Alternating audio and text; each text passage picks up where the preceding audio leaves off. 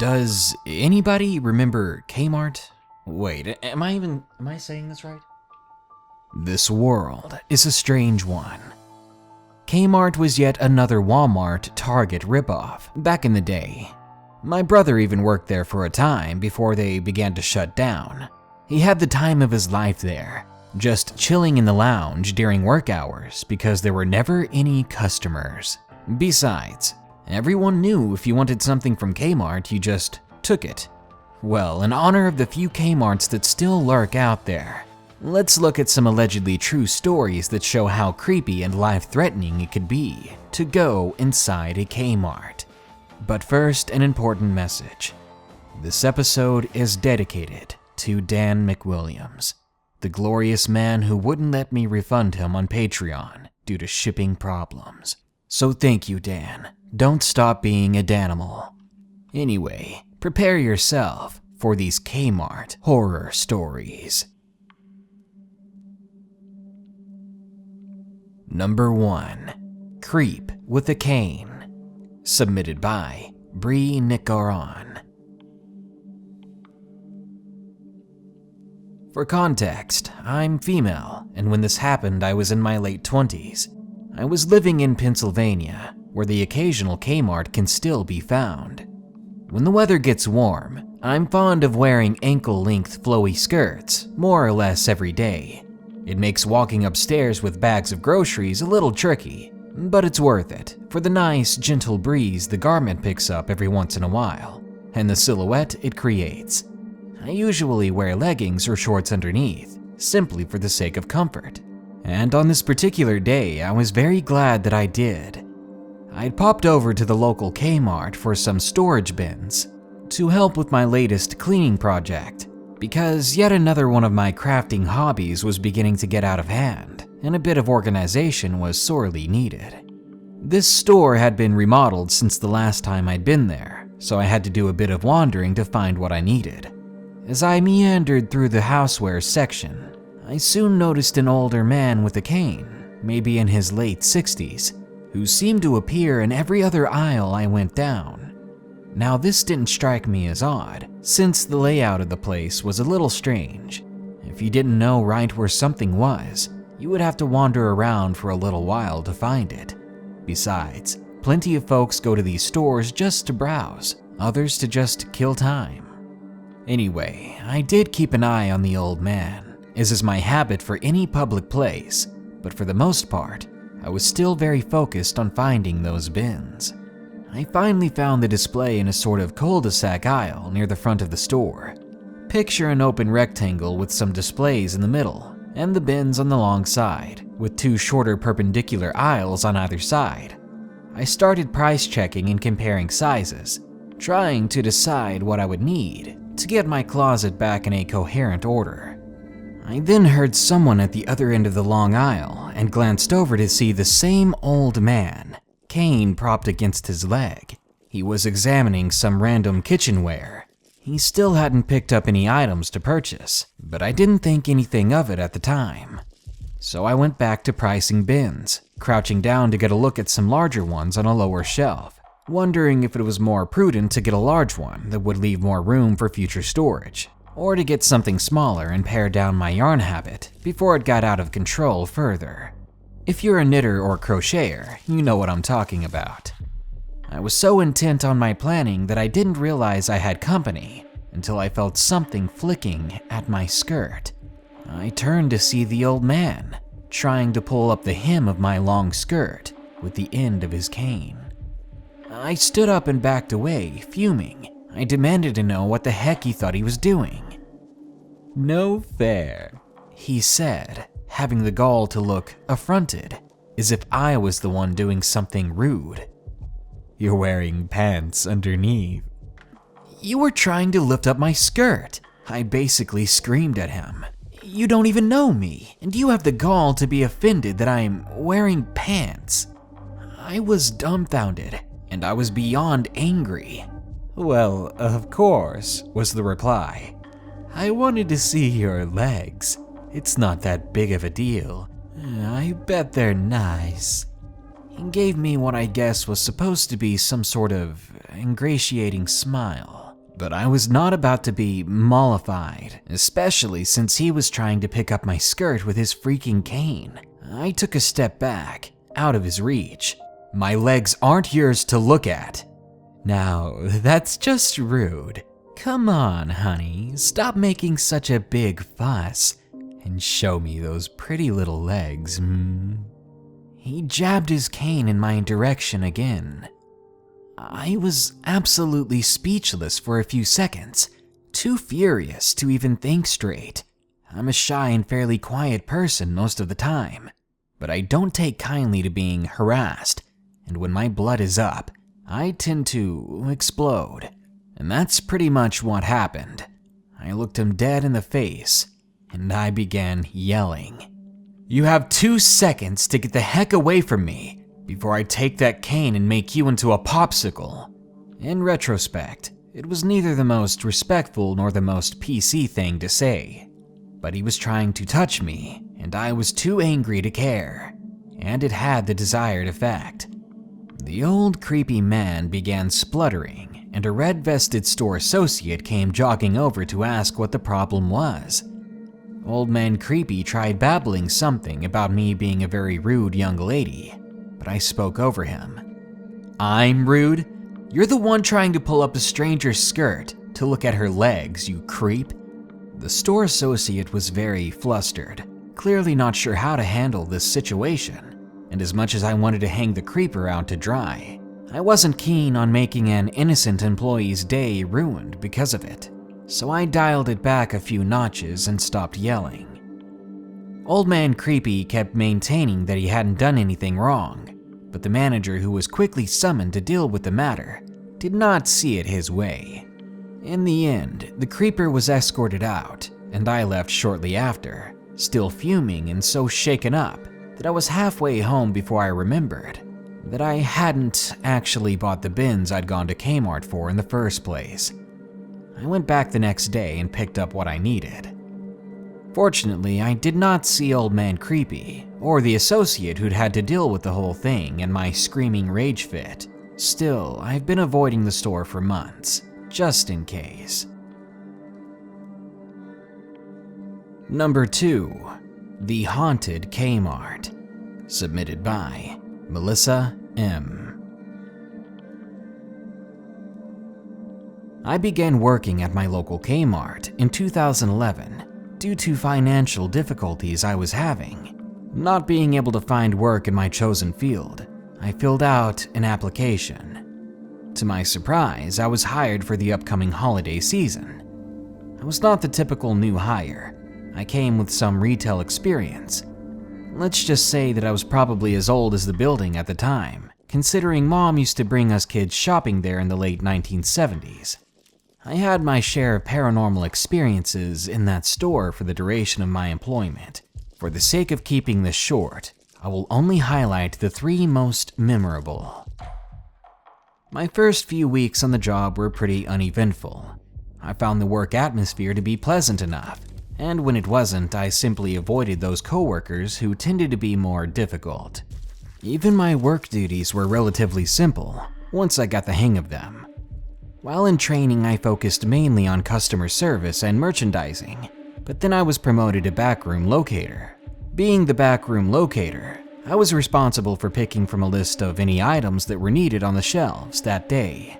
I was to put excess merchandise away in its designated location. I'd say the most difficult part for me was the lighting in the back rooms. The lighting was never bright enough. It seemed to always be dim and drab, making it almost impossible to read the pick lists. Not to mention, sometimes the bulbs would flicker on and off, which I chalked up to bad bulbs at the time. The other thing that took some getting used to was navigating the many different stock rooms. There were 3 huge warehouse-type stock rooms, and then there were tiny rooms hidden in out-of-the-way locations. Once I got used to the store layout and where items were supposed to go, it was a breeze to do my job.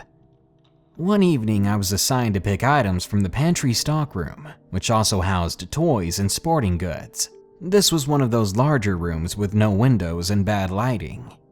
There was just one emergency exit leading behind the building, and the swinging doors leading out to the sales floor. I was back there for a couple of hours by myself, picking. As I worked, an eerie feeling kept creeping up on me. At first, I thought I was imagining it, but I couldn't seem to shake the feeling that I was not alone in that dark room. Every now and then, I detected sounds coming from up above me, sounds that seemed to be coming from a loft area where bicycles were stored. It sounded like several people were whispering all at once in conversation, like they wanted to be quiet, but they wanted to be heard as well. I would occasionally steal glances upward, fear building within me as I anticipated every moment that I would see something that I really didn't want to see. The longer I lingered there, the more uneasy I became. I was torn between wanting to get my job done, thinking it was just my imagination, and just wanting to run out of that room, screaming. As the long minutes passed, I decided that I was finished picking, no matter what the manager had to say about it. And here's where being an experienced, confident adult comes in handy. I went directly to the manager on duty, and I told her I was done working in that stockroom, that I was not going back in there again for the rest of the night. I didn't mention my experience. She simply said, "Okay," and sent me off to do other things on the sales floor. Skip on over to Thanksgiving night a year later. That's when I had my next experience. I was responsible for customer service in and around the sporting goods section and automotive. This area was unusually slow in terms of customer traffic because it was later in the evening, around 8 p.m. In anticipation of Black Friday, most of the customers were already heading home so they could get an early start the next day. There was one other worker in the area, and he was busy zoning the last aisle in automotive. I found some items on a shelf nearby in the sporting goods that did not fit their proper location, so I took them to the pantry stockroom to backroom locate them. Just as I was pushing through the swinging doors, I very clearly heard someone say my name. It was clear as a bell, in a normal tone of voice. I turned around, expecting to see my coworker, or anyone, but there was no one there. I looked down to the next aisle, and I still found nobody. I kept checking the aisles, and still no one. I checked the entire area, and I was the only person there. But I know that I heard my name very distinctly, very close by. There was no way that anyone could have walked away, or even run away from me that quickly. I found my coworker next to the pantry stockroom and asked if he had called for me. He said that he hadn't said a word. At this point, I was so creeped out and confused that I decided I would steer clear of that room for the rest of the night. Well, my final and scariest experience in Kmart occurred the following year during the Christmas season. I had volunteered to work an overnight crew to unload freight and place it on the sales floor. There were no customers or managers present. We were a crew of about 6 people, including the key holder, who was responsible for locking us in and making sure we got the work done. The shift began at 10 p.m. and it would end at 6 in the morning. Everything was going fine for the first couple of hours. Everyone worked as a team in the same general area of the store, because it made the merchandising go quicker. It was well after midnight when I had to take a load of cardboard back to the baler, which was located in the receiving area. This was another large room which had bad lighting. The cardboard baler was located on one of the far ends of this back room. Beyond that was the trash room, which was by far the most awful, as well as a dead end. Above receiving was another large storage room accessible by narrow stairs. On the other side above the trash room was a loft, used for storing excess infant merchandise like playpens and cribs. I wheeled my cardboard back to the baler, just as I had done 100 times before during the course of my employment there. I don't know what came over me, but I suddenly felt unable to take another step in that direction. I was about halfway to the baler when I was enveloped in a kind of fear and terror that I didn't understand. Where was this feeling coming from? It was like the same uneasy feeling I had had in the pantry stockroom. but 100 times worse. Thinking that I was making things up again, I had to talk myself into walking the remaining steps to the baler. I threw the cardboard in as quickly as possible, and I wheeled the flatbed back onto the sales floor, where I finally felt relieved. Since I did not want to appear like an idiot in front of my coworkers that night, I made no mention of what happened to me by the baler. I was the new person on the overnight crew, and I didn't want to foist my work on anyone else either, so I made several more trips to the baler that night, all the while trying to overcome the panic I felt every time I got close to it. It was like flipping a switch. I would feel normal, and then I suddenly felt like my life was in danger. At some point during the night, I also had to take some trash to the trash room, which was just beyond the baler. I told myself that I was going to walk in as quickly and nonchalantly as possible, just dump it and then leave the area right away. As I was walking away from the trash room, I heard footsteps coming up from behind me. This was impossible because there was only one way into the trash room. It was a dead end, and I was the only one in there. I panicked, and I began to walk faster and faster, but the footsteps followed suit, coming up behind me quickly and loudly as I walked. But every time I looked behind me, there was no one there, yet the footsteps were right there. I practically ran out onto the sales floor, where I met up with a coworker who was on her way to the baler with cardboard. I took a chance and I told her what had just happened to me, because I could no longer keep my fear and uneasiness to myself. I wasn't expecting the words she was about to say. She said to me, "Well, you know what happened to Alec, don't you?" Alec was one of our overnight floor cleaners. I began to shake.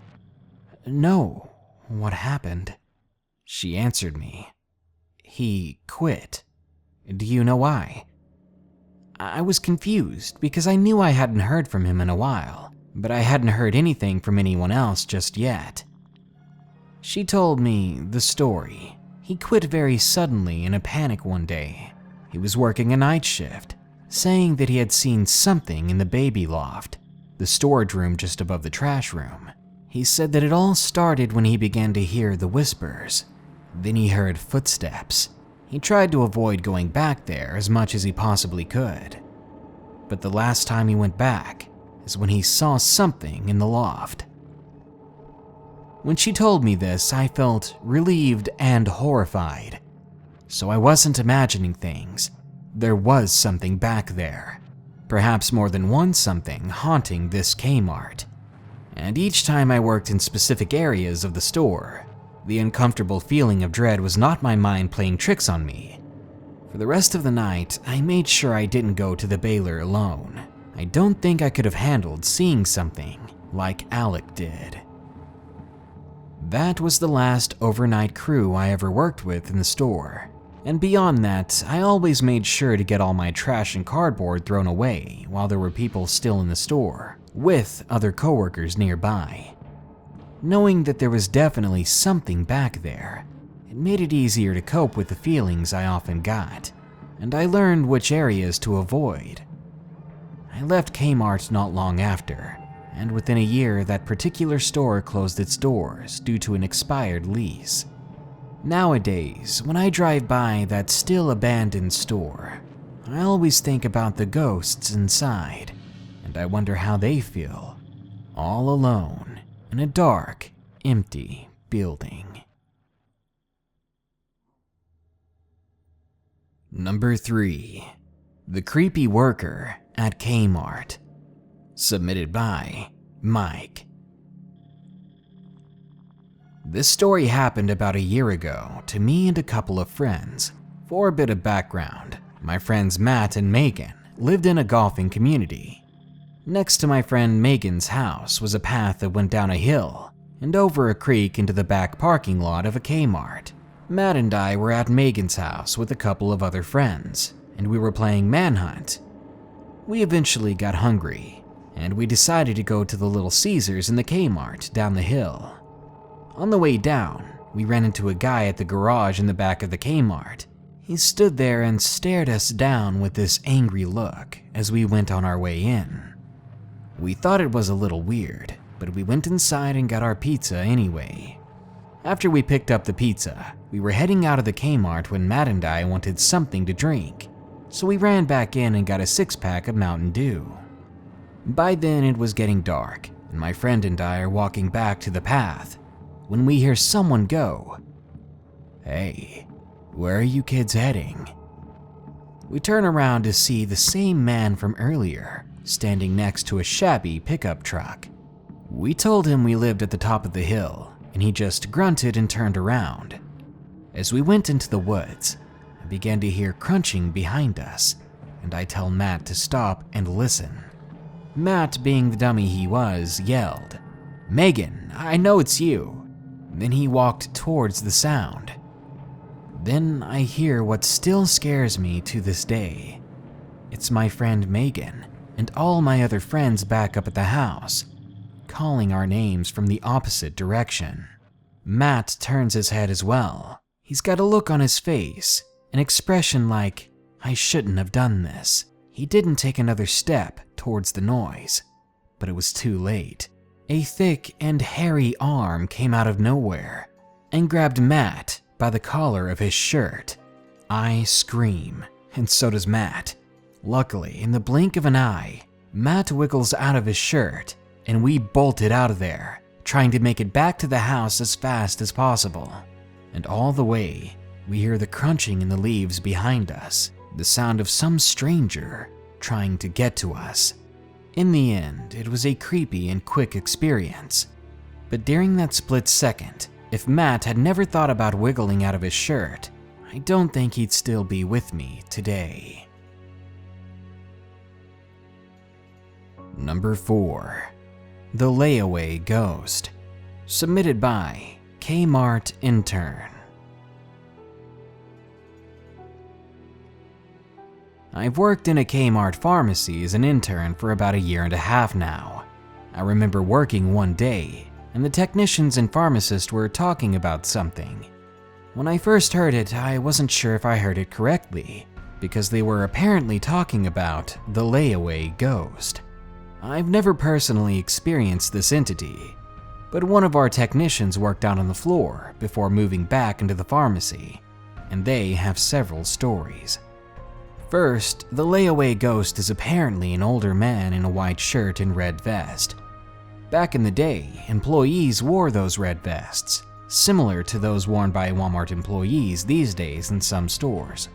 And they call him the layaway ghost because most employees have experienced him back in that area. I haven't been able to find any news of any deaths in the store, so I'm not sure how the poor guy got stuck in a Kmart for his afterlife. But that's a different story. The first story my coworker told me was of a time when the store was really slow. It was Kmart after all. She was working the customer service desk with another worker. The anti-theft alarms began blaring in unison all of a sudden, and the automatic doors began to open and close on their own repeatedly. All of this happened and no one was around to make it happen. On another occasion, 2 workers went to the upper level of receiving because they were hearing things going on up there, some sort of racket. When they arrived upstairs, they were pelted with boxes and the room was trashed. The workers were instantly scared and had to come back later after calming down. They said that whatever was up there, they felt that it wanted to hurt them. They sent security up there before they went back, and while the room was trashed, no one had been up there. They knew this because they even checked the security footage and saw the room being trashed and boxes being thrown, but no one was there to cause the chaos. And finally, just last week, my coworker was back in receiving and walking down the stairs. When she reached the midway point of the stairs, she suddenly heard a loud thump, like someone was jumping in the room upstairs. She called out to a coworker telling him to stop messing around. When there was no response, she called up again, but still no one answered. She went back upstairs, only to find that the room was empty. She began to go back downstairs, and again at the midway point, she heard the loud thumping continue. Suddenly, the room, an unconditioned room in August, was ice cold.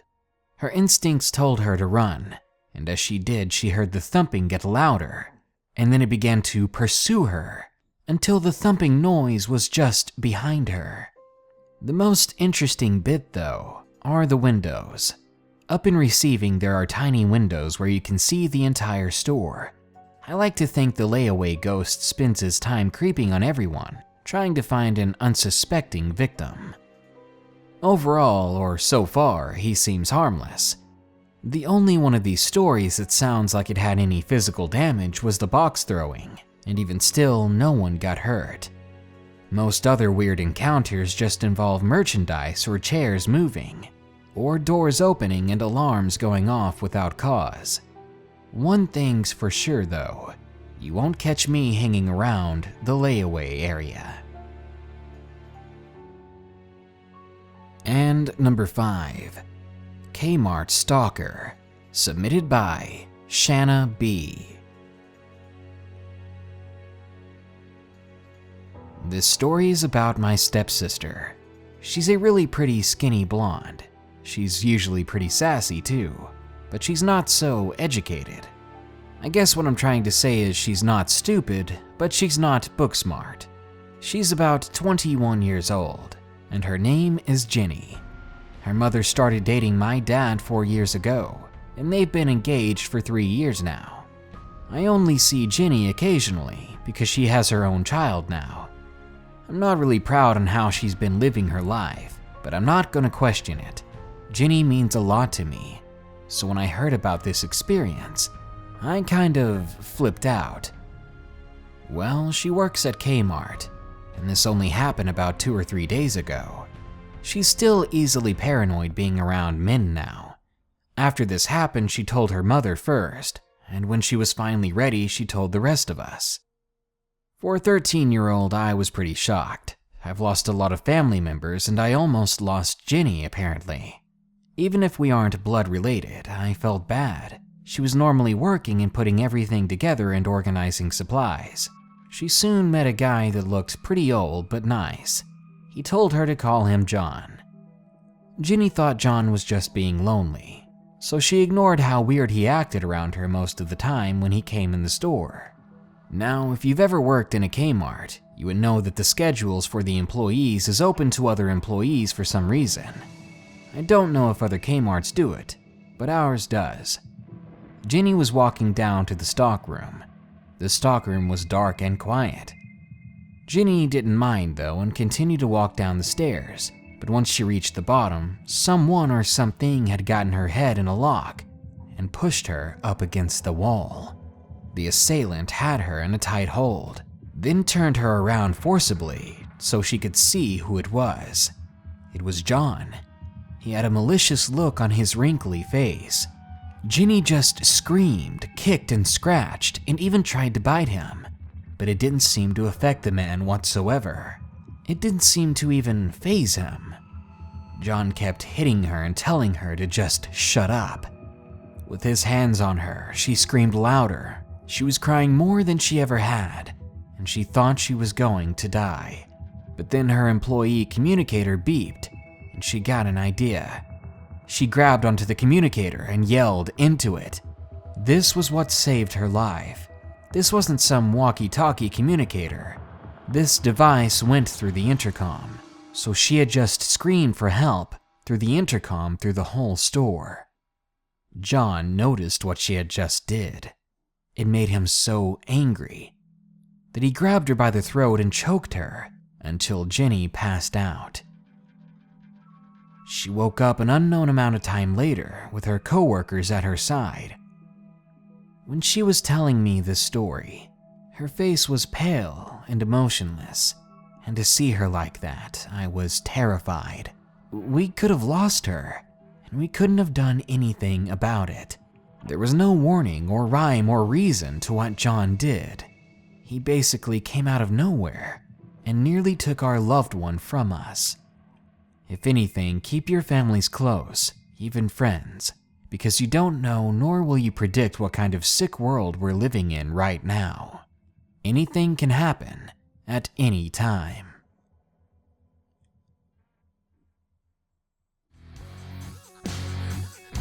Working as a cashier at a superstore is bad enough. The customers are the worst, always thinking of you as the trash of the earth. I mean, how dare you try to make a living, right? But then there are those people that use Kmart as nothing more than a hunting ground, a place to spot their next victims. And who knows, maybe the Kmart you work at is haunted. So if you work there or shop there, at one of the remaining Kmart locations, watch out. Someone might be shopping for you. Good night. Be sure to like, share, comment, and subscribe if you enjoyed the video. And don't forget to send me your own scary stories at darknessprevails.org. Thank you. This one was for you, Dan.